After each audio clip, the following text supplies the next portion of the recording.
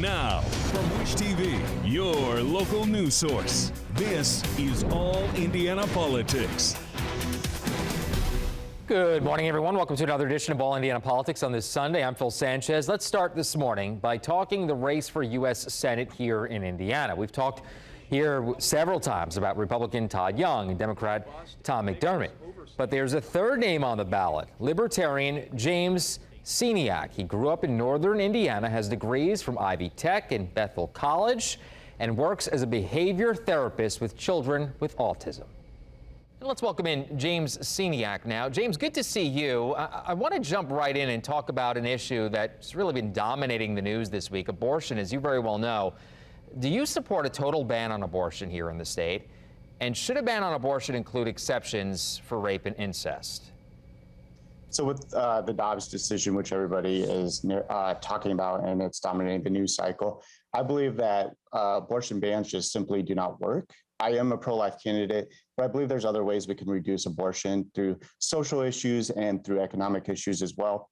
And really, if we want to get to the heart of the issue when it comes to abortion, I believe that a ban simply will not save as many lives as addressing the heart of it, which again is economic issues, making sure people have proper medical care, especially women, and understand what decisions they're making when they're making them. So there's many ways to reduce abortion, but bans are not necessary. So as you can imagine, we've spent much of the week, talking about this 10-year-old rape victim from Ohio who came to Indiana to get an abortion. Do you believe that the law should require her to carry that pregnancy to term? Just judging by your last answer, I would assume no. No, I mean, when we look at medical issues, I don't believe that politicians should even try to act as physicians. And I can't know the implications on that woman, or in this case, girl's decisions and what her background is and what medically she needs. So why is Washington trying to make these decisions for individuals? And that's where I come from. I know that my scope of practice is not in OBGYN or women's issues. So I don't think that politicians should be making these decisions for women. You said Washington, but do you believe individual states should be able to make that decision? No, I think when we look at Indiana and when we look at states around the U.S., we'll see different states take different steps, different areas with this. But I think Indiana really needs to address some issues when they look at whatever bill they're going to pass, and whether that be, exceptions for rape or incest or medical issues. The problem is when we see and look at places like Ohio or maybe even Arizona, how restrictive they become, women's lives are very much at risk if they have to carry some of these pregnancies. So really, if we're trying to save lives, we have to address this not just from abortions, but we have to look at it from all angles. Yeah. And then also how intrusive it is to women when we look at, for example, miscarriages. Will we investigate those as abortions, and how do we do that, and how invasive does that become? And then ultimately what I really want to look at is the criminal punishment. Do we punish the woman who's having the abortion, or do we punish the doctor? Our jails are already too full. We already jail more than anybody, any other nation in comparison. So we really have to look at the implications of everything. And I believe that many of these candidates who are pro-life simply have not stated what they actually believe that to mean. And I think we see that with Holcomb. Holcomb just announced that he is taking back essentially his words where he said he'd pass any pro-life bill. And now I think he's understanding that there's way more implications to this that he just did not think through. And the process is going to be probably delayed, and we have to see what Indiana will address in this issue. Yeah, we will definitely see. We'll be following it. Let's talk guns now, James. President Biden this week, as you know, celebrated the passage of the bipartisan gun bill. Senator Todd Young voted in favor of it, but you believe it was a mistake. Why? I do. I believe that when we are an elected official, one of the main goals we have is to protect our constitutional rights. And when the nation was founded, a lot of those rights belonged with the people, and the people was what the government was accountable to. And we're seeing a shift where the government is overstepping and taking away our rights without due process. There are ways to amend the Constitution, but they're not acting on those amendments and that possibility. What they're doing is they're taking away the words and the meaning behind them and addressing it from a very non-defensive not defending your rights. So as an elected official, I first look at what the Constitution says your rights are, and I at all costs would defend those. Democratic candidate Tom McDermott has called for legalizing marijuana. Do you believe that marijuana should be fully legalized here in the state? Or should it just be for medical marijuana, or should the laws remain the way they are now? I believe that we should, especially on the federal level, the MORE Act is a perfect example of this. I think that the MORE Act addresses all this, and Indiana should model it after this. Prohibition never worked. It didn't work with alcohol, and it's not working with cannabis. Right now, more people in America can get cannabis than not. And so really Indiana's behind on this issue. We could talk about the economics of it. We could talk about the failed drug war policies and how that's actually hurting families, especially minority communities in Indiana. So there's many ways to deal with this issue, but ultimately we have to legalize cannabis. And it's important for Hoosiers to have that message. And I hope that the Senate on the national level, federal level, really addresses that issue. James, most national polls show the number one issue for voters right now is inflation and the economy. What specifically would you do to lower inflation? So fiscal sanity is one of the number one reasons I'm running. And Todd Young is very weak on this issue. He likes to address this issue as if he's strong on it, but he's had 12 years of crazy spending, outspending Bernie Sanders, in fact. So when we talk about fiscal sanity, the number one thing I want to look at is deficit spending. And basically, how do we balance a budget on a national level? And that's what we really have to look at. What's hurting us is a 9% inflation rate. And when we look at how much the Fed is printing and the lack of accountability there, we definitely have to address this now so that future generations have the economic opportunity, and we can ensure that they have the same innovation and opportunities that past generations had. James, one last question before I let you go, and I appreciate you taking some time. In this Senate race, can you actually win? I can. I'm on the ballot, just like the Republican and the Democrat. And I think Hoosiers are really ready for a different message, a fresh message. And right now, what we see is on the Republican side, someone who wants more and more government, who's outspending Democrats, and who's for gun control. And then on the Democrat side, we see someone who's against free speech. We see someone who has failed policies in Hammond. And really, we have to address this. And Hoosiers are ready for another voice.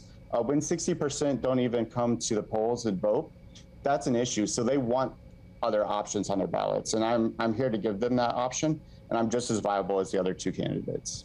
James Steniak, the Libertarian candidate for the Senate, thank you so much for taking some time today, sir.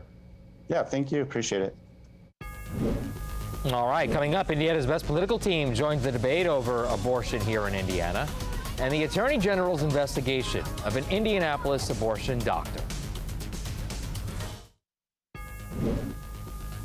Welcome back to All Indiana Politics as we welcome back two members of Indiana's best political team, Democrat Laura Beck and Hamilton County Republican Party Chairman Mario Maslamani.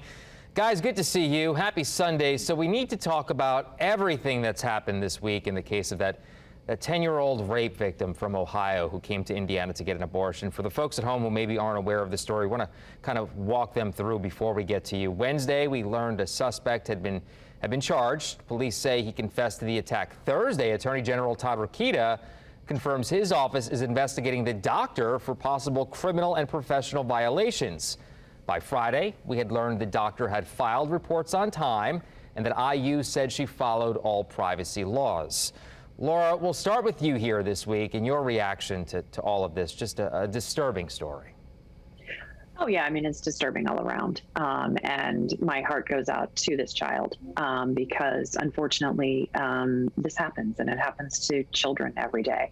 And so, again, my heart goes out to the child and to the family that's dealing with this. Speaking on behalf of all sort of sane people in the world, I never really thought that Todd Rokita could go any lower than some of the things he's done over the years. But I hope this is the bottom for him. I really do. Because what he did was he has never really wanted to serve in the office he's been elected to. He always is, looking ahead to the next better job, I think, in his mind. And he turned a 10-year-old child and what is a horrific situation to this child, he turned it into a political football. And I think ultimately what he's going to end up doing is he's going to end up hurting the cause of the folks who are putting forward anti-abortion legislation, especially in Indiana, because Jim Bopp came out. His comments didn't help at all. So for the Attorney General of the state of Indiana to make just false allegations, not having all the information, it's really a dereliction of duty, and frankly, he should be disciplined for this. Yeah, Mario, I mean, it wasn't a good week for Rokita. I mean, is this investigation backfiring, in your opinion? We're almost, to Laura's point, we're almost certain that he's going to, seek a higher office in the next 2 years. Politically speaking, this not good. I think that what Todd Rokita should have done was maybe speak on the fact of illegal immigration, because the individual that raped this poor little girl was an illegal immigrant. I think that, it might have been better suited to get that information regarding the doctor, and if they had followed the notifications and the proper disclosures prior to speaking on this issue. Now, does he have authority to investigate this doctor? Yes. Does he have the authority to bring possible charges or licensing issues against her? Yes. Should he have waited till he had all the facts? Right. More than likely before he spoke. That's what I was going to ask you, Mario, was the timing on all of this timing is everything, and the timing in this wasn't great. I think that he should have, instead of speaking about, possible investigations of this doctor, I think instead he should have talked about the illegal immigration issues in this country. The fact that people are able to come into this country, people that are being deported out of this country and then coming back in. As a criminal defense attorney, I have represented individuals that have been deported and are back within a month or two. And so instead of talking about abortion in this case, he should have spoken about illegal immigration and how our borders are not secure and people are able to come in and do such heinous crimes as rape this poor little girl. And so instead of talking about abortion, he should have been talking about illegal immigration. In regards to this issue, I think that he probably should have waited, and I'm not sure if the investigation is over, but before speaking about this issue, I think that he should have probably gotten all the facts and the evidence before he stated that he was bringing an investigation against this doctor. And both of you know that this is all happening as Republican lawmakers try to draft an abortion ban here in the state of Indiana. Does this, Laura, make it more likely that GOP leaders will want to include some type of exceptions, in your opinion? I don't know the answer to that question. I think the GOP lawmakers are getting a lot of pressure from the National Right to Life folks, especially with Jim Bopp, their attorney, putting out model legislation ahead of time, because that really says, okay, folks, this is where you need to be. But I also think that these legislators are also looking at the court of public opinion here, and public opinion is not on their side for a total abortion ban, and we all know that. And I think what Todd Rokita did in his incredibly incoherent and inartful way is that he essentially made that cause for a full ban incredibly hard. And I think it's going to continue to snowball and to get more attention in that. And frankly, right now, if I'm a Republican, I want to be talking about inflation. I want to be talking about gas prices. I don't want to be talking about not having exceptions for a 10-year-old child who is raped and has an abortion. I don't want to be talking about going after doctors. Right. I don't want to be going after doctors in large health systems. So he actually is putting them in a really uncomfortable position right now, and it's one that they don't want to be in. So Mario, does what he did make it harder for a full ban? I don't think so. And I think the problem with this is, and I've been doing some research, looking at some of the polling, knowing the fact that I will be on here on Sunday, that I looked at the fact that this is not going to be an easy issue for Republicans, but it's not going to be an easy issue for Democrats either. I don't think that all Democrats are in favor of abortion without any restrictions or limitations. I don't believe that they're for a 22-week ban. And I think that no one in this discussion or debate, no matter what law is passed is going to be happy. I don't believe Republicans will be happy, and I don't believe Democrats will be either. I don't think that there's a clear, specific side in which all Republicans or all Democrats are for. I do believe that the only way that Republicans are going to agree or not get the flack from the National Right to Life is for a clear ban. You know, Phil, when any Republican runs for office, especially in the state house, you know what, they Mario? get the right to life endorsement. Yeah. And they have filed questionnaires and answered questionnaires that have put their policies and have gotten money and gotten the vote in support of right to life. Okay. Now, if they do not do what they have said they are going to do, that's going to come back to hurt them in primaries. We'll leave that right there. Laura, Mario, stay with us. When we come back, we're talking Donald Trump, the January 6th committee, and what could be an explosive hearing ahead. And welcome back to All Indiana Politics as we welcome back once again Democrat Laura Beck and Republican Mario Masalamani. This week, you guys know, we should see the final scheduled hearing from the January 6th committee. The focus will be on what Donald Trump was doing on January 6th. Mario, we'll go to you this time. The committee is gonna be prime time again, as you know. Are they overplaying their hand here, or has the committee presented enough evidence to shake the allegation that it was a partisan effort from the beginning? Phil, I don't think people care. Come this upcoming November, no one's going to care. Looking at polling, most people are concerned about inflation. They're concerned about the cost of goods and the cost of just living. And I don't think that people in November are going to care about the January 6th, nor are they going to care about truly even abortion. I think for the most part, it all depends on what are gas prices, how much is cost of living going to be, the heat that they have to pay this upcoming November and October. That's what people are most concerned about. And I think all the polling is showing that. And even when I was at the Hamilton County 4-H fair this afternoon, people, Republicans, Democrats, that seemed to be their main number one focus is the economy. And so I think as long as Republicans talk about the economy, that's going to be the number one issue. And January 6th, the hearings are going to be just kind of white noise, to be honest with you. Well, that being said, Laura, do Democrats need Merrick Garland, rather, to pursue criminal cases? Because there seems to be a growing dissatisfaction, even anger from many Democrats over what they feel is kind of a lack of what the Justice Department should be doing, in their opinion. Yeah, and I can't really speak to what the Justice Department should or should not be doing. I mean, I've been watching the hearings myself, and they're quite riveting, and we're learning quite a bit.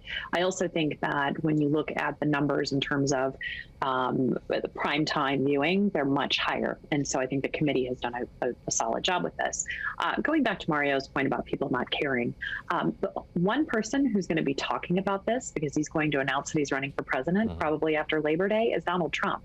And so people may, when they go and vote on the midterm elections, they're going to be thinking about Donald Trump. Yeah, they might have high gas prices, but they're also going to be thinking about all of these different pieces because he cannot not have the attention on him. So I think he personally will be out there talking about this, which will continue to inflame it and keep it top of mind for people. I think that's a good point. I really do.